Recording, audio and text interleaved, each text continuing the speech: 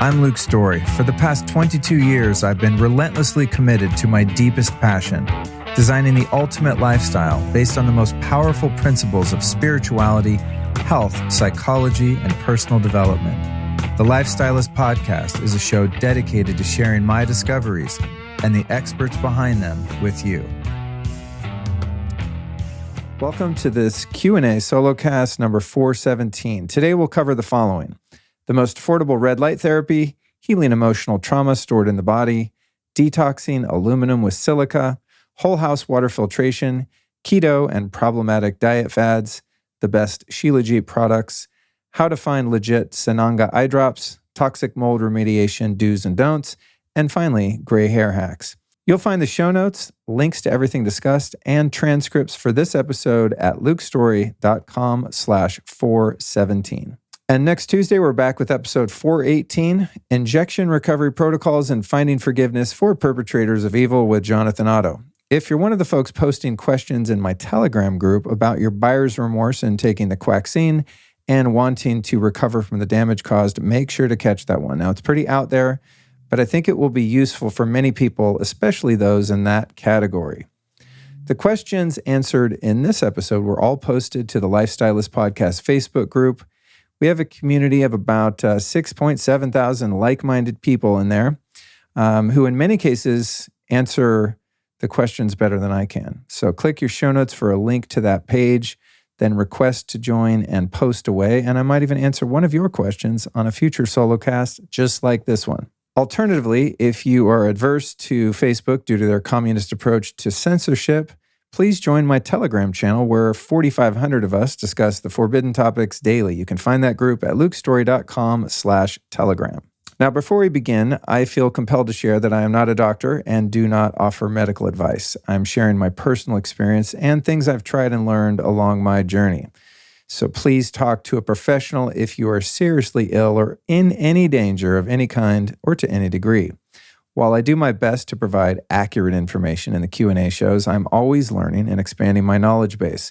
So what you're going to hear today is the best I have to offer, presented to the best of my understanding at this time. And I'll remind everyone that in most cases, unless you are terminally or chronically ill, for example, you don't need to spend tons of money to be healthy. I like to remind listeners of this fact, especially since there are so many product recommendations offered in most of the Solocast and even sometimes by our guests. The best biohacks, my friends, are free. Here are a few. Prayer, dedicated prayer. Meditation, the study and contemplation of spiritual literature, breath work, sun exposure, hot and cold therapy, which can be free depending on the season and location, human love and connection, and of course, physical movement. Now, while those are mostly free monetarily, they do cost something, and that is self-discipline and commitment.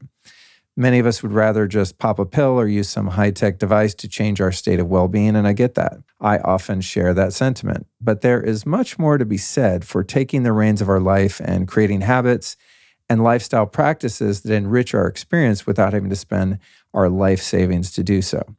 Okay, that being said, let's jump right into the questions. Jonathan asks, can you recommend high-quality red light therapy that's more affordable? I know Juve is kind of the standard, but it's out of my budget. Well, my friend, you are in luck because I do have one free example for you toward the end of this answer. First, I'll offer the Flex Beam, which I love. Now, this one's about $599, so I don't know what your budget is. Not cheap for many people, but also much less than the thousands for a full-body Juve system. What I like about Flex Beam is that it is targeted. The little red lights come in a band. You can wrap it around your joints, elbows, knees, etc. It's also great for women to put on their abdomen if they're having cramps or discomfort in that area. It's a very cool device, and you can learn more about it in episode 383. Next is the Sauna Space Full Spectrum Photon Therapy Light. That thing's about $349, and you can learn more about that one in episode 409. I happen to have one here for the people watching on the video. Hopefully I can pull it up without knocking everything over. There we go. It's turned on right there. Where's the camera? Show it to our friends on the Instagram Live. The single light photon therapy device from Sauna State is amazing for targeted treatments as well. And it uses, unlike many of the other red light products on the market, an incandescent bulb rather than LED. Now, both have their advantages, but the incandescent bulb is awesome because it also creates a tremendous amount of heat and it penetrates deeply into the tissue, which is really important. So that's the Sauna Space Photon Therapy Light. I'm trying to think, like, if I could only buy, well, it depends on what your budget is, but if I had to have one thing, it might be that one. And I also use that to balance the light in my room. That's why I have it here in the studio, in fact, and I keep it at home in my office. Is a little factoid here for you that might be useful. When we are behind glass, half of the UV spectrum, the ultraviolet spectrum of light, is filtered out by that glass, and even much more of the spectrum if it's glass that is treated to keep out the heat, etc. So you're essentially living in a non-native fake blue light environment, even if you're indoors behind glass with no unnatural lighting on in the room. So the Sauna Space, or any of the red light devices, for example, will help with this depending on their brightness. But I always keep this on when I'm indoors, unless it's just incredibly hot in the room, because this would definitely add some heat to balance out the spectrum of light. The next is a device called the Joovv Go. Now, I know you said Joovv is out of your budget, but the Joovv Go is portable, and that's $599. It's a great little device. I have one at home. Super portable, rechargeable, and very useful for spot treatments and also for just putting on inside a room and using, again, to balance out the light. Now, one important thing about red light therapy that's important to know is that you got to keep it close to the skin for it to really be effective. So all of the options I just mentioned will work for a more targeted approach. If you're looking for a full body, Joovv, I think, is the best I've found, as well as the Sauna Space Sauna system, and I use both of them regularly. Now, on to the lowest budget option. This is so low budget, it's actually free, and that is getting morning and evening sun exposure. And if you can, I would do some research on sun gazing. I would not recommend anyone just goes out and starts staring at the sun, but it is widely known that it is indeed safe to observe the sun in the very early morning dawn and at sunset. I think there's a reason why human beings are so drawn to sunsets. We think they're beautiful. We love to stare at them. Why? Because you're getting blasted with red light. And it's a very natural spectrum of red light and has a number of different benefits, from regulating and setting your circadian rhythm to all sorts of mitochondrial benefits and so on. So if you don't want to spend any money on red light therapy, again, this one takes discipline. You got to get up with the sunrise and find a place to watch it, ideally with as much of your naked skin exposed to it as possible. And the same goes for sunsets. Next, Sheila says, looking for a good water filtration system for our new home. San Antonio Water Solutions came by yesterday to do a demo and said that they have a 7-step filter plus RO plus realkalizing system. Does anyone have experience with them or any others in the area?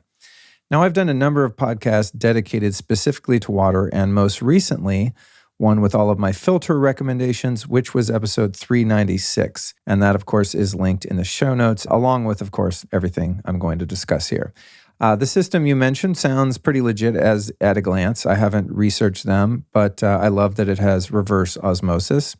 However, per my understanding, to get rid of fluoride, which is one of the most problematic toxins in most tap water, you need reverse osmosis. But if you get RO with holding tanks, which many of them do include, they can grow harmful bacteria. So you would need to follow that with a UV or ultraviolet light filter and hit that water before it gets to your sinks, showers, etc. So I would ask them about that and see if they can include that, if that is in fact the case. Now, personally, I've yet to install a whole house system in our home, as the test results for our tap water just came in, and I've been waiting on that, and the results are horrific. Our water is just so bad. Maybe it's because I live by a lake. It's kind of I wouldn't say it's in the country, but it's kind of a bedroom community in the deep suburbs of Austin. And so I'm very concerned about showering and bathing and even swimming in our swimming pool with this water. Now, right now, am I worried about it? No, I'm going to live my life and not be in fear about it, but I'm definitely going to get a whole system. So the testing is really important, though. So I wanted to mention that because you need a different filtration medium and a different system depending on the chemicals that your water contains. If you're on well water, for example, you're going to need something totally different in most cases than tap water. And if you have tap water in the middle of a city, it could be better or worse than the tap water in a rural area. You just don't know. The site I use to test my water is available at testmyhome.com. That's testmyhome.com. Incredible site. I'll talk a little more about them later. Also note that I list the best whole house purification system I've found on my site, which is lukestorey.com/store. There's a whole section on water with all of my recommendations included. Now, although we haven't installed a system, I'm likely going to go with a company called Ophora Water out of Santa Barbara. But again, what you need is determined by your goals, the water quality, and of course, your budget. So I'll definitely report back when I end up picking the correct system for our home. Next, Sheila goes on to add, I should also add that my daughter only drinks Fiji water for the silica benefits to detox aluminum. If anyone knows of an alternative to the plastic bottle version, please let me know. Now, aluminum is a massive issue we face today. It concentrates in the brain and causes all sorts of unwanted issues. It comes from anything from chemtrail dust, cheap cookware, aluminum foil, medications, and some deodorants and cosmetics. Fact is, unfortunately, that aluminum is ubiquitous in our environment and pretty much impossible to avoid. It's been linked to Alzheimer's and other neurological issues. So it's definitely not something you want to leave sitting around in your body, in my opinion. However, if you want to know your aluminum levels, I highly recommend doing a hair mineral analysis with upgraded formulas, followed by a consultation with one of their experts. This will get you out of the guessing game and present you with some solid recommendations on how to fix it. You can learn more about that in episode 402 with Barton Scott. In regard to using silica to detox aluminum, that's a great idea based on my research, and I'm currently doing the same thing. But in my experience, the amount of silica-rich water you need to drink to make an impact would be astronomical. So what I do is supplement with something called Organo Living Silica. This stuff has 22.5 milligrams of silica per serving, which is 1 tablespoon or 750 milligrams per half liter, versus Fiji water, which has a silica content of 86 milligrams per whole liter. So we're talking 750 milligrams per half liter versus 86 milligrams per whole liter. So the Living Silica product just contains way more silica. Perhaps more importantly, living silica is highly bioavailable and is absorbed directly into your bloodstream rather than your GI tract. And this is due to the small size of their silica molecule and the fact that it is electromagnetically charged. So I would strongly recommend this strategy over drinking Fiji water for the effects, the cost, and the fact that Fiji water, as was mentioned, comes in plastic bottles. Now, I think it's a decent water to drink on a plane or while traveling or in an emergency, but I certainly wouldn't have it as my main water source personally. As a side note, silica also has a host of other benefits like collagen production, which makes it incredible not only for detoxing aluminum, but also for skin, hair, nails, joints, ligaments, tendons, and so on. I've also made a lot of progress detoxing heavy metals, including aluminum, from my body using the Quicksilver Scientific Push-Catch system. They have a few systems to choose from, but the one I've used the most is called the Black Box. To learn more about that system, listen to episode 210 with Dr. Chris Shade. To summarize how that works is as follows. Quicksilver makes some incredibly effective liposomal supplements that you use sublingually, meaning you squirt these little supplements under your tongue a couple times a day, and then about 30 minutes later, you follow that with a binder. And so what that does is causes your liver to excrete bile, which rids your organs down there of the toxins that are stuck, dumps them into your intestines, and then the binder adsorbs them and drags them out when you eliminate. So detoxing can be pretty problematic if you're just causing your liver and gallbladder to start getting these toxins into your system, but then you don't use a binder to carry them out of your body. What will happen ultimately is they will be reabsorbed into your bloodstream and start the process all over again. So I love that system, and I have found through blood testing, urine testing, and hair testing combined that my before and after levels went down considerably using that. Now, I recently did the hair mineral analysis with upgraded formulas and found that I did have pretty high levels of aluminum, unfortunately. I got rid of tons of mercury and lead over the years, but that aluminum is a sticky one. So as I said, I'm going to keep using the Organo Living Silica. Then I will retest in about 3 months and see if I was able to knock those aluminum levels down. So hopefully that helped. Okay, next, Lexi posts the question, I recently started keto again and find myself waking up every night around 3 a.m.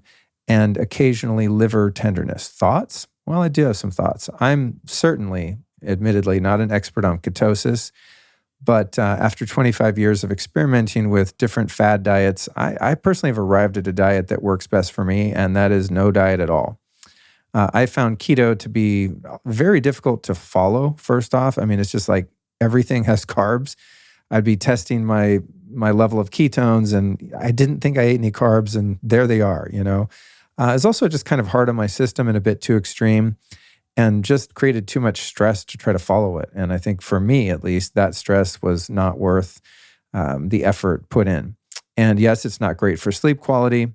Now, some people say if being keto interrupts your sleep, you can try eating a small amount of honey or some carbs before bed to help with that kind of keto flu, adrenalized state that keeps some people awake when they try ketosis. But from my understanding, this will, of course, knock you out of full ketosis, which could be problematic depending on what your goals are. So personally, I'm not generally a fan of restriction diets. This is, oftentimes leaning into orthorexia, and I speak from personal experience. I'm not putting anyone down. I understand sometimes people are terminally ill, and listen, if I had cancer, I would probably go full keto until it was gone. I mean, that would really be one of my strategies. I've been vegetarian, never made vegan. I've done juice fast. I mean, I think fasting has its place. There are many benefits that have been proven. I'm just speaking for myself after trying all this stuff for, 25 plus years now. I just think that these extreme diets like keto, vegan, carnivore might be useful for a period, for a detox or a reset period, when you just need to make some big changes in your metabolism and so on. But for me, none of that has really stuck long term. And the benefit to cost ratio just hasn't been there for me. I find that if I just keep it simple by eating organic whenever possible, buying food from the farmers markets or a trusted meal delivery service, and just keep my diet clean, I feel pretty damn good. Now, then again, I'm not chronically ill, so this could be different for different people. I don't know what this listener's motive was for wanting to be keto. Many people try it to manage their weight and so on, and I'm sure it's effective. And there's a whole industry of keto stuff out there. There's a keto conference coming to Austin soon, and I'm sure that it does have its merit. Again, just personally, it's just there's a lot of other things that I would choose to do to be healthy. In terms of meal delivery service, I do want to mention this because this has been a huge game changer for us since we moved to Texas. And the service we use is a company called Daily Dose. And I got to say, it's incredible. It's farm-to-table food delivered cold and ready to heat right to your doorstep. And where we live in this area of Texas is a bit of a food desert. So this has been the best discovery ever for us. It's not cheap, but I'll tell you what, when I budgeted it out, we actually spend less than we would eating out or just ordering ratchet food delivery out of desperation. I mean, I know when I go out, I look at a steak and I'm like, oh, that's expensive. It's a grass-fed steak, maybe, hopefully. But then I order an appetizer, a Pellegrino, likely dessert. Next thing you know, I'm in for a lot more money than I thought for just that one meal. So add to that the time that it takes to grocery shop, prep, and cook. And I think we probably spend less just getting all of our meals in the mail from Daily Dose. And on top of that, it actually tastes delicious, which is not the case in my experience when ordering food online. And as someone who, I won't even say I don't enjoy it, I actually strongly dislike cooking and doing dishes and all the things. It's just not my wheelhouse, not my preference. I really like just throwing these little biodegradable containers. By the way, I looked into all of their packaging. Many people have concerns about the packaging, and all of their stuff is legit, recyclable, recycled, biodegradable, the whole thing. But But I just put this little cardboard thing in the oven for like 15 minutes, get it out, and I just eat it in that. I mean, I'm kind of funny like that. Not much for the presentation. I just want to get the calories, you know what I mean? And then I just throw that thing in the trash and it's compostable. And it's a good day. I don't have to do dishes. I'm full. The meat was tasty. I know it's trustworthy meat, etc. So that's my move. And just to summarize that, I would say my personal food plan is to eat as many organ meats as I can stomach. I get a lot of raw liver from the farmers markets here in Texas. It's all grass-fed, legit. I just take chunks of that raw and wash it down with something strong tasting because I don't prefer the taste of liver, but my body loves that liver. I also like wild fish, grass-fed meats of all kinds, raw dairy, ghee and raw butter, some olive and coconut oil here and there, and hopefully in-season fruits and berries, coffee, bone broth. I also get really great bone broth from Daily Dose. In fact, they send me so much bone broth that unfortunately sometimes it goes bad because I literally just can't drink that much because of the particular program we chose. They have a number of different programs, and we chose one that's very bone broth heavy. And I'm also mindful of eating too much sugar, which is, I would say, my weak spot. I don't think sugar is the devil. I mean, depending on the source and the type, I wouldn't recommend GMO beet sugar, which is in a lot of things unlabeled. But I tend to crave sugar a lot. And, you know, it's hard to maintain my fighting weight. You know what I mean? I also generally avoid gluten and GMOs, glyphosate. And I would say more than anything, I avoid seed oils like the plague, unless it's, you know, like a specific black seed oil that was cold pressed, et cetera. I do think certain seed oils are useful at certain times, but I'm talking about like commercial seed oils. No bueno, not into the PUFAs. And God knows what else is probably in them. Next, Allison, now not Allison, my wife, Allison, a listener, wants to know, what's your favorite not too pricey Shilajit? And for those of you not familiar with that word, Shilajit is a natural substance found mainly in the Himalayas, Russia, Tibet, Afghanistan, and now even in the north of Chile. And it's formed for centuries by the gradual decomposition of certain plants by the action of microorganisms. And it's generally commercially available as a powder and also a tar-like mineral pitch. And I've been using Shilajit for years, and it's definitely in my top 10 of all substances to take. It would probably be my deserted island top 10 list. I mean, it's that powerful and completely natural. It's loaded with fulvic and humic acid and more than 84 minerals. And fun fact, it's been used in Ayurvedic medicine for thousands of years. It can function as an antioxidant to improve your body's immunity, even your memory, an anti-inflammatory and energy booster, and a diuretic to remove excess fluid from the body. And Shilajit is also known to improve the testosterone levels in men and even enhance male fertility. So super powerful stuff. However, the thing about Shilajit sourcing is that it can be contaminated with fungi, heavy metals, and other contaminants. So when choosing a brand, it's really important that it's been purified, and make sure to check their lab testing and customer reviews. And although I've bought my Shilajit by the kilo from various vendors out of Russia and Siberia, etc., on Etsy and eBay, I wouldn't generally recommend that you go that route due to the aforementioned issues. So the two brands I know and trust would be first, MitoLife Panacea, that's the name of their product, which is a pure Shilajit tablet. And that's lab tested and makes the easiest to take version of the resin because of the tablet delivery. The bulk tar I've used is difficult to use depending on temperature. So if it's hot in your house, it'll be all melted and gooey. And in the cold months, it's like a rock and really hard to break off a piece to eat. So I think the MitoLife Panacea product is great. You could take 2 to 5 of those a day, and that'd probably put you around the 0.5 gram mark, something you might work up to. I wouldn't necessarily recommend starting with that. But for me, about 0.5 gram of Shilajit a day is awesome. And budget was a concern. She said not too pricey. I think their product is affordable and comparable to other products on the market. And because it comes in tablets, you can just take 1 tablet a day and still derive benefit. Then there's a company called Pristine Hydro that makes a powdered version as well. which is great and also tested for impurities. I prefer the resin type as it seems more concentrated, but both will give you the benefits that Shilajit promises. I'll also add a couple tips on how to ingest it. Now, due to its strong taste, I prefer to just swallow chunks or tablets of the tar, but you can also add it to hot water as it easily dissolves in any hot drink. And in many countries, they just mix it in hot water as a tea.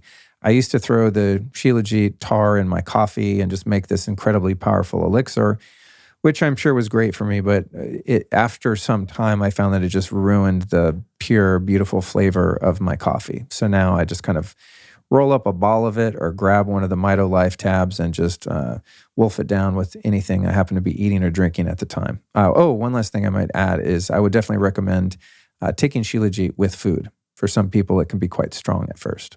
Our next question is from Lyra. She asks, I recently did a combo ceremony where we used Sananga Eye Drops. I'd like to continue using them occasionally for my own meditation practice and found some online, but wondering if anyone here used them and can recommend a legit place to order the eye drops online. For those wondering what Sananga is, I found this definition from the site psychedelicinvest.com. Sananga is commonly made from the roots and bark of Tabernae undulata, a shrub which is found in Brazil and other South American countries. The bark and root is ground into a very fine powder and then extracted into a juice. This sacred and powerful medicine is used to treat and prevent ocular diseases such as glaucoma, cataracts, farsightedness, nearsightedness, and even blindness. Sananga is mostly utilized by the tribes found in the Amazon region, such as, I'm not going to even try to pronounce these. I'm just going to skip over that to not dishonor those beautiful tribes. Some tribes in the Amazon region use Sananga to sharpen their night vision while hunting. However, Sananga does more than that. Again, this is from a website. This is, just easy, quick research. This powerful eye drop has a healing power that is more spiritual than physical and has the capacity to increase insight in the minds of those who use it. Sananga is commonly used in preparation for ayahuasca ceremonies due to its capacity to increase visual perception, enhance colors, and remove unwanted energy. Sananga eye drops cause an intense burning sensation that typically lasts for a few minutes, but experienced practitioners claim that the pain is an important part of the healing process. They advise breathing deeply into the discomfort in order to reap all of Sananga's benefits. So for those of you that are unfamiliar, I thought it would be useful to provide that context. Now, as for me, I love Sananga, and I've had great results with the website called rapishop.com. That's RAPEE. And they sell legit hape. It's kind of spelled like rape, but it's pronounced hape by most. And I can assume that the Sananga they sell is equally legit. And I would add that I wouldn't personally recommend doing it yourself unless you've had some experience or been guided by a proper medicine facilitator or shaman. I've used a mild Sananga myself, which has been great, but only due to the fact that the particular blend I have is very gentle, and it was given to me by a friend. In fact, for those of you that have this on video, I've got it right here, and actually did a little blast of it earlier, and I'm going to ignore my own advice right there and say don't do it yourself unless you've had some experience. Partially ignore that, but I have had some experience. Now, I've not done the real deal Sananga, the strong stuff. I've watched videos of people doing that. It's never been served in any ceremony I've participated in.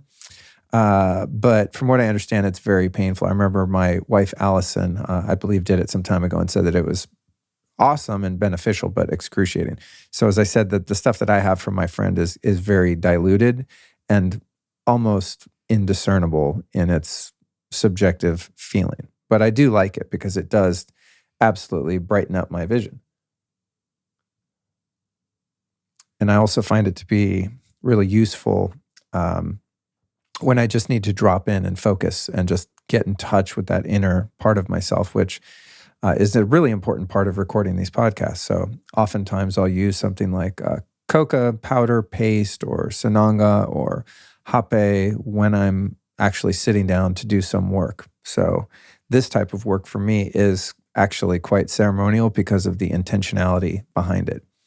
So, it's not just like a cute little parlor trick. I actually value these substances and their rich history. So that being said, I think medicines like this should be treated with the utmost reverence and respect. So unlike supplements or something of that nature, my recommendation would be to use as much intentionality as possible with sacred plant medicines such as these. But big fan of Sananga. Now, the combo, oh man, Lyra, I hope that's how you pronounce it, Lyra or Lyra. Man, hats off to you for going for the combo ceremony. I know this is popular and immensely useful to many people, but man, that was one ceremony in which I participated that, I've had this experience in many ceremonies where during the experience, if it's challenging, I'm thinking to myself, I am never doing this again. Hell to the nah. And then once it's over, I start to integrate and unpack the many benefits or insights that I was given, and then there I find myself doing it again. But the combo frog venom, which is what she's referring to, not psychedelic, but kind of part of that lexicon of plant and I guess animal medicines in this case. Very, very brutal experience, and not one that I plan to participate in the near future. Although I know many people do it on a regular basis and derive much benefit from that practice. Okay, next, Marina wants to know, does anyone have any recommendations for a non-toxic mold bomb / fogger that works? Now, Marina, I'm not familiar with this one at all, and I'll just add some notes here that might be useful as they pertain to your question. My understanding is that with a true mold situation, you don't want to agitate it and cause it to release spores, which would make the problem much worse. I would recommend, if I were in that position, to find a professional mold specialist like my former guest, Michael Rubino, otherwise known as the Mold Medic, who was featured on episode 337. So definitely give that a listen for a more complete answer to your question. But yeah, when you find mold in your home, the worst thing you could do is probably piss it off, which would have to do with spraying stuff on it, trying to, scrub it down. You don't want to touch it. You need a professional team to come in and remove it. Now, again, I don't know the magnitude of Marina's mold problem, but I just want to throw that out there for people. If you see black mold in your house, don't try to get it mad. I will also note that I recently met a really great guy named Ryan Blasser, again from the site I mentioned earlier called testmyhome.com, who does full testing in your home of EMF, mold, water, lighting, the whole deal. He's an incredible guy and will soon be testing our home and coming on the podcast. So you'll learn about all the different ways in which he tests a home. Now, that said, I have from time to time used an ozone generator in musty or smelly areas, such as fresh paint, new car smell, stuff like that. But I wouldn't recommend doing that if you have a legit mold issue. I'll link to the ozone generator I have in the show notes. It was the best one I could find on Amazon. I think it was around $100. Now, this is great to get rid of smells in your garage or smells in your house, or just to ward off VOCs from new carpets or anything that's off-gassing. I find this thing to be really useful. In fact, I used it in our food pantry the other day because it just kind of smells like paint in there still. And so when I go in there to grab something, I notice I find myself wanting to hold my breath. So I ran a 20-minute program of ozone in there with the door shut, of course. Also want to add that if you use an ozone generator in your home, I would cover up any plants. You could probably cover them with plastic bags or something of that nature.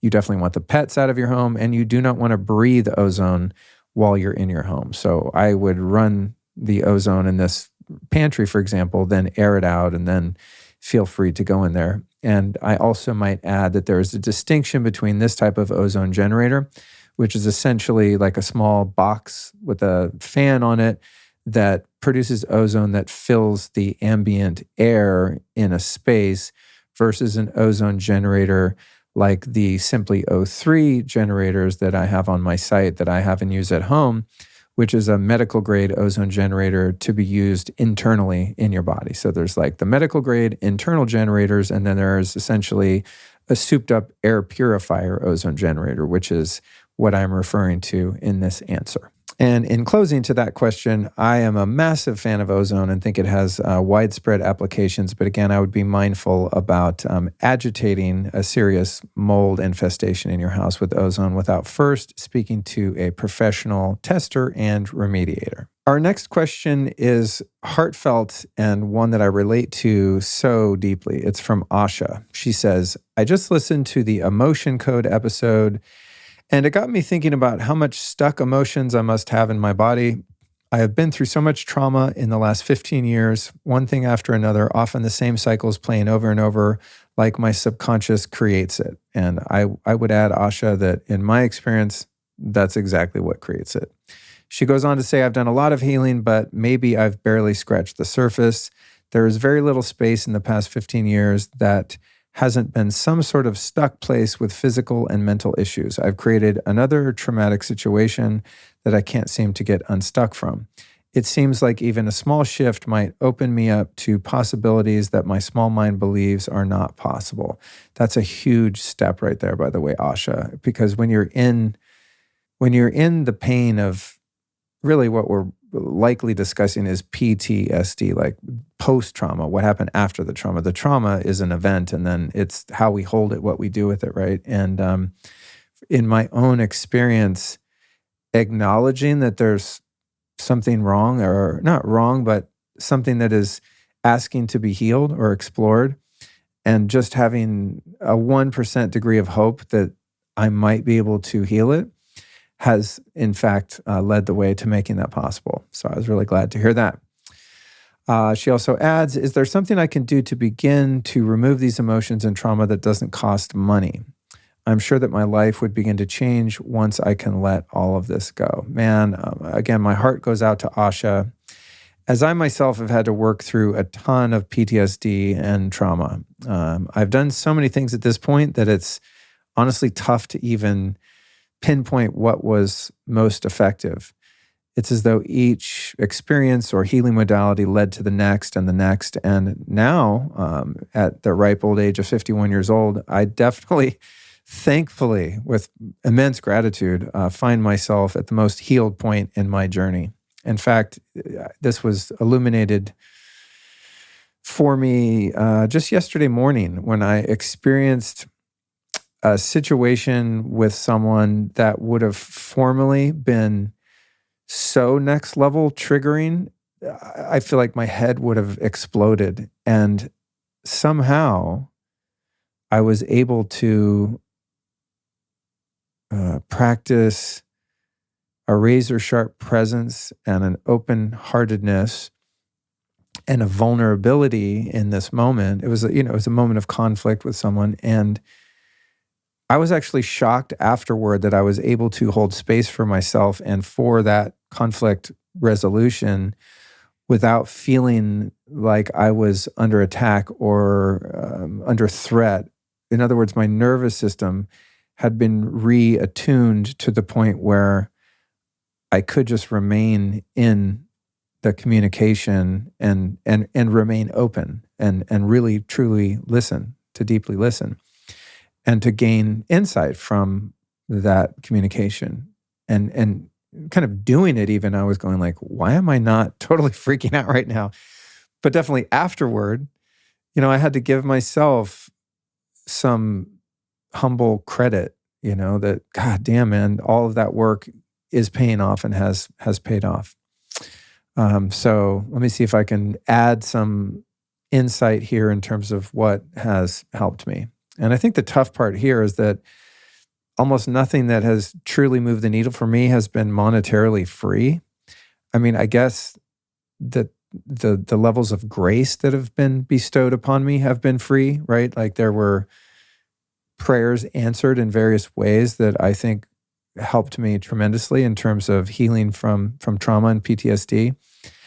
And as I said at the top of the show, the best biohacks are free, but unfortunately, most biohacks don't heal trauma. And I don't know what sort of trauma our listener is referring to. I mean, I think there are, of course, legitimately degrees of trauma, but they're also dependent on how we hold that experience and what we do with it, right?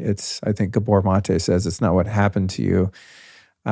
It's how you respond to it, right? It's not that there's something wrong with you because you have these patterns that have developed. It's that something happened to you, right?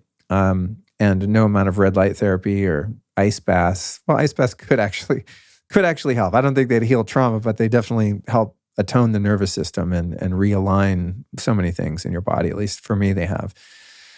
But the thing is that a lot of the things that I've done have, in fact, cost money, and some of them quite a lot. So I'm going to just kind of throw everything in the kitchen sink in this answer. And, I don't have the time here within the context of this show to have bandwidth to really explore each and every thing that I'm going to mention, but I'm just going to throw some things out there for her to explore, for anyone listening to explore that might be useful. And again, I'll have to say I'm obviously not a therapist, and I'm only speaking from my own experience.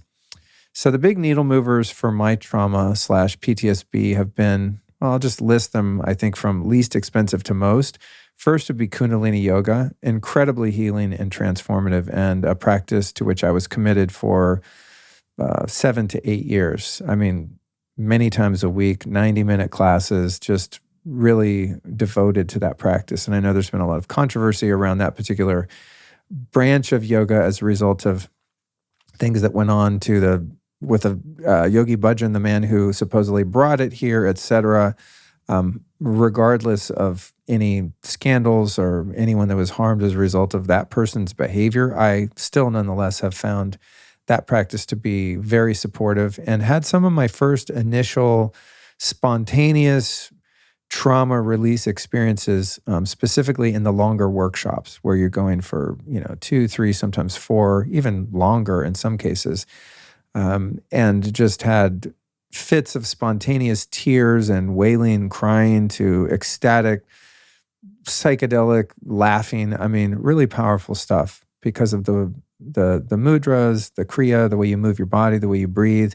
That was an incredibly powerful entry point for me, which led me into different practices of breath work, which were also incredibly helpful in integrating traumas in and out of my body, especially somatic breath work, with which I have much less experience, but have had a couple quite profound moments in that practice. On to many various 12-step groups to help create a framework of understanding, a caring community, and of course, a really solid set of spiritual principles that one has the opportunity to apply to their life to change their mindset, the way that they feel, the way they behave, to achieve a change in one's character. And I've been to many of them. You're supposed to remain anonymous. I won't name them, but pretty much anyone out there, I would say I have been to and put some degree of effort and commitment into, and have benefited my life tremendously. Next would be hypnotherapy. Speaking of the subconscious, being able to get in there and supersede the ego and the intellect and to do some positive, healthy reprogramming. Very useful. Next, therapy-based retreats like the Hoffman Process. I did a podcast on that. I apologize. I don't have the show number right in front of me.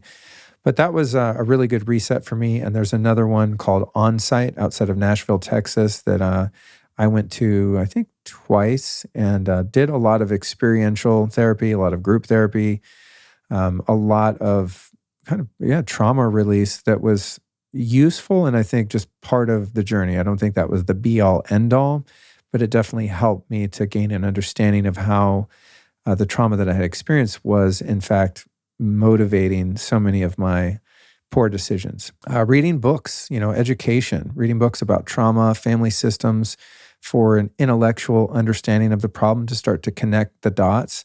I think 12-step group teaching and books around trauma, family systems, codependency, just the dysfunction that is inherently bound to occur as a result of experiencing trauma in our lives. For me, having a fundamental intellectual understanding and a framework of that has been really useful when going into some of the other actual treatments for the PTSD. So I've been able to kind of track what it is that I'm healing rather than just having an ambiguous healing experience. Thinking of something like an ayahuasca ceremony. For me, I think those have been profoundly useful because there's something happening to me and for me. There's a grace, there's a spiritual connection and liberation and so much healing that has taken place. But it's also been, in my case, I would say, exponentially more effective because of the understanding, the reading, the learning just about what makes the human tick, learning about the psyche and how these things affect us, and then being able to connect the dots, whether in ceremony or therapy or whatever the setting might be. That would be the same, I would add, for neurofeedback training. I've done a ton of that. It's helped me tremendously in this area. Also, the Think Brain training with Dr. Lana Morrow, one of the things she specializes in PTSD. Now, we're starting to get into stuff that costs money here, by the way. I think some of those, the prior points I made were mostly free. I mean, I don't know, maybe it's $20 for a Kundalini yoga class. But now we're getting into some of the higher tech stuff. The neurofeedback and think training, very effective for things like this, but also can be quite pricey. All right, that all being said, if I want to be really honest here, I have to say that none of that combined really healed my trauma as much as the periodic, highly intentional, devotional, clinical, and mostly ceremonial work I've done with plant medicines and psychedelics. In fact, for those watching the video, you might see the t-shirt I happen to be wearing today. It's just Kismet. Says DARE, like the old 80s, DARE, don't do drugs, but it says drink ayahuasca, remember everything. And I sometimes hesitate to wear this t-shirt because I'm not recommending that everyone drink ayahuasca. But what has happened for me when I've sat with ayahuasca is I've remembered everything. And when I mean everything, I mean the things that I do not want to remember, that I've spent so much time and energy in my life trying to suppress through various addictions and all sorts of dysfunctional behavior. So, at the same time, that I, just acknowledge that the big moves for me in terms of not just acknowledging and understanding my trauma, but literally having it removed from my soul, from my spirit, from my mind, from my emotional body, my somatic experience has been through plant medicines and psychedelics, predominantly over the past 4 years or so. Now, to be responsible, at the same time, I don't recommend this approach to all people at all times. This type of deep work, honestly, can have terrible consequences if not explored in a safe and extremely thoughtful manner. And I just can't emphasize that enough. And I know this from my own experience and the experience of friends who have been a bit cavalier and not as mindful in their use of mind-altering substances, however well-intentioned they were.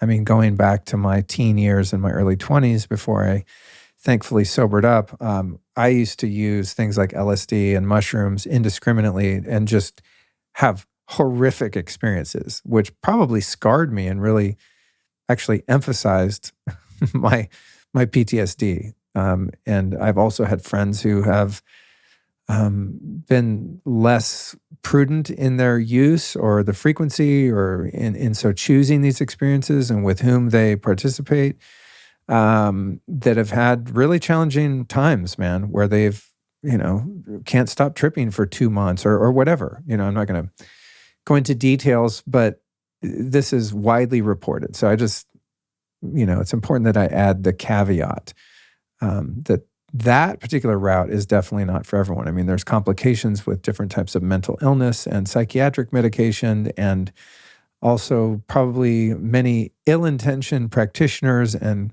pseudo-shaman out there. And it's something that, I take very seriously in my own life, especially as someone with a past in addiction. I don't just willy-nilly think, I'm going to go heal more, and here's another ceremony and another ceremony. I'd say I've been pretty frequent with it, but it has been very intentional, and the results for me have been absolutely incredible. So, the best advice I can offer Asha, or not advice really, but just an answer to this question, is to explore some of the things that I covered and follow her heart as to which path is most appropriate for her at this time. One thing that I'm quite certain of, though, however, is that most trauma doesn't just heal itself. It will manifest in all sorts of destructive patterns like addiction and codependency, to name a few. And I will perhaps give you something to look forward to here, and that is that Gabor Mate will be on the show soon. So I'll pose this question to him as he is a leading expert in the field. I definitely consider myself absolutely a student when it comes to healing trauma and PTSD. I would never even say I'm trauma informed. I'm not even sure what that means. I just acknowledge that in my experience and with people with whom I've been close and loved in my life, that the trauma they've experienced is absolutely at the root cause of most, if not all, of their problems. And so, much of my work has been focused on this because of that realization and just seeing how the runway of my life has been cleared by my willingness and an ability and, my commitment to facing these things that I've experienced in my life and really being willing to let them go and heal them and being willing to go into the gnarliest of shadows, to the core wounds. I mean, anyone listening now that's experienced trauma, think of that one thing, the thing that you wouldn't want anyone to know, or the thing that just really interrupted your development as a kid or just really harmed you. Those are the things. But in order, in my experience, to explore these things, it's really important to do so safely and with professionals in whatever field that you feel are trustworthy and that can be vetted to make it safe to go explore that terrain without actually making things worse. And so far, based on all of the things that I just listed, that has not happened for me. It's not been my experience. My experience has been very positive, and my life is just a living testament to the fact that so many of that stuff has been drudged up and worked through in meaningful and thoughtful ways. So in the meantime, I'll just say, man, God bless you, Asha. And I feel you. And may you find, the healing best suited for your soul at the time you choose to undergo, by any means, to root out and be rid of that pain. And I know that this is possible, and I know that you can do it.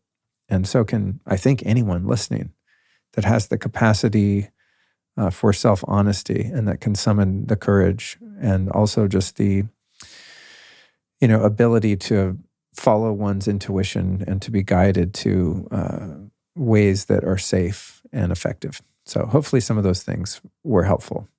Listen, start with breath work and getting in, an ice bath. Some of these things are a good start, right? Just activating our nervous system and just getting in tune with ourselves inside. Okay, I think we've got just about time for one more. I'm going to lighten it up a little bit here. I actually prefer, you guys, to be honest. I love the questions that are deeper about the inner journey. Those oftentimes get me more fired up than the questions that are kind of in the physical realm. The metaphysical realm, to me, is where it's at. However, I am, by all means, into solving physical problems that I've experienced in my body, and anything that plagues me, I just know there's an answer, and I'm going to use my podcast and my research and my network of relationships to solve that problem. And so that relates to the last question, which was posed by Michael. He says, I know someone posted about gray hair, and I'm getting some white hair in my beard hair without any gray.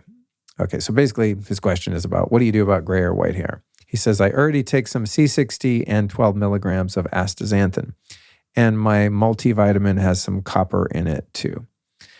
Okay, for this one, this is going to be a quick one. I'll refer back to the mineral testing and Shilajit. When it comes to gray hair, of which I possess a bit, those watching the video see a old gray beard here, starting to get a little on the sides of my head too, which I don't particularly mind. I'd probably be more worried, and this is nothing against any guys that have lost their hair. The vanity of it, my ego would have a hard time if I just went totally bald. I just think it would just be weird for me after living 51 years with some hair. Mine it's definitely creeping back. And if it does, I guess I'll just have to reconcile with that when the time comes. So I do have some gray hair. The most effective thing I've found would be a practitioner-guided mineral balance protocol. So again, going back to that hair mineral analysis testing, and sure, copper is mega critical to your entire body. I mean, to me, this is like the ultimate mineral. It's just so crucial, along with magnesium and some others. But the thing is, you don't want to just chug a bunch of copper supplements, and you might not be able to get it even from things like beef liver that are supposedly high in copper, just due to the fact that our soil is trashed and so on. But with copper, for example, it needs to be balanced with zinc and so on. So if you're going to approach the gray hair thing from the mineral perspective, which to me would make the most sense, you don't want to play the guessing game with minerals. Might have you running in circles at best, and in worst case, even causing more imbalance. And we don't want that. So I would do the upgraded formulas hair mineral test and consultation, and follow up with the right protocol for your test results using their minerals, which I found to be the most effective due to their ability to be absorbed just incredibly. I think it's like 98% absorption, because they've managed to make the molecules of their minerals super, super tiny, way smaller than the cell.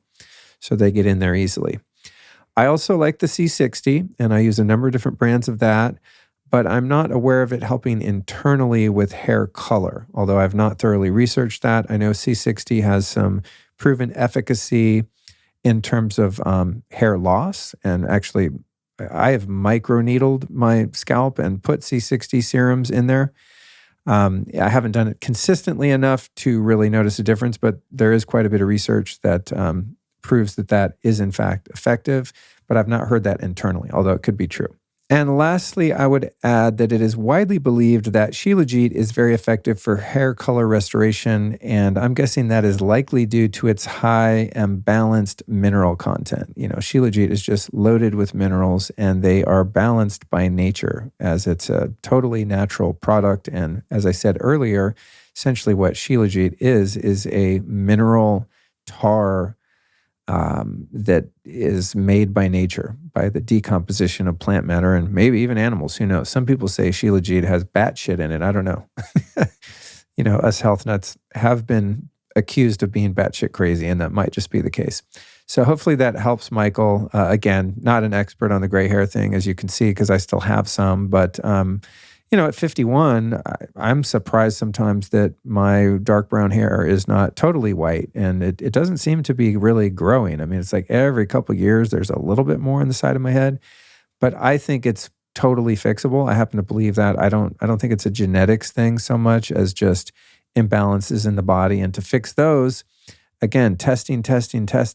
You know, the guesswork is going to cost a lot of money. That's the thing. People trip on the cost of testing, but what about the cost of just wasting your money on supplements that you don't need, or that are going to throw you out of balance because you don't actually know what's going on inside your body? And there are some critics of the hair mineral analysis test.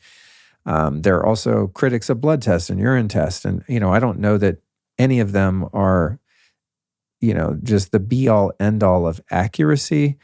But I do know from hair mineral testing and, well, really, frankly, all of the stool testing, all the testing I've done, that if I look at what's going on, at least get as much of a snapshot as I can, and then take a targeted approach to what I'm going to eat, supplements, whatever biohacks I want to implement to bring those things back into balance, and then retest, in most, if not all cases, I've made improvements based on the test results.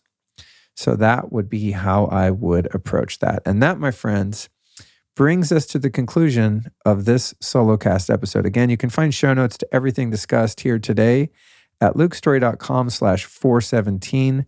I'd also like to invite you to check out my blue blocking eyewear brand. I don't talk about it a lot. Sometimes I don't know if I just forget to promote them because they're just a given. I have a box of them right here behind me. Let me grab one, actually. It's just like, I figure, everyone's using my blue blockers, but then I tell people about it and they're like, what? I didn't know you had that. Anyway, they're freaking awesome. They're called Gilded, Gilded. Gilded by lukestorey.com is where you can find them.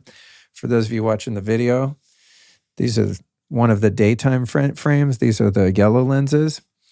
And here's one of the, for you bikers out there, these are one of the red lenses. And what I think is awesome about the glasses that we make at Gilded, well, there's a number of different things. A, they no, not reduce. They totally eliminate the spectrum of light that is most important to eliminate. In other words, those blue and red light ranges of the spectrum that cause your melatonin and mitochondria the most trouble, which of course affects your sleep. And also, one of the coolest things is that we tint our glasses with melanin. And tinting the glasses with melanin makes it so that you still have color and depth perception. So a lot of blue blockers that I've tried in the past, I can't really wear them to like watch TV or watch a movie, let alone drive a car, because everything just turns red. And so you can't really tell, spatial definition, color definition, distance, everything gets kind of wonky. And it's just not that practical for living your life. So Gilded by LukeStorey.com is where you will find not only scientifically backed blue blocking glasses, but maybe more importantly to some of us, glasses that actually look super cool. Now, I just grabbed 2 of those randomly for you guys on the video. We have a bunch of different frames, and we also have prescription and readers. And now, I think by the time this comes out, we will have rolled out a couple kids' frames as well, which is super important for the little ones. So I wanted to make sure to let you guys know that we're doing that. I launched that a few months ago now, and some people already have them and love them. And many people I meet, as I said, are like, what? I didn't know you did that. Well, yeah, I'm doing a lot. It's hard to keep track. It's hard to tell everyone everything, but there they are. So I'd love for you to check that out. And with that, my friends, I think I'll let you go, and we'll be back on Tuesday again with episode 418, a wild ass episode. If you've heard about the snake venom rumors around current events, you'll know what I mean if you have. And if you haven't, just listen to it. You're going to trip.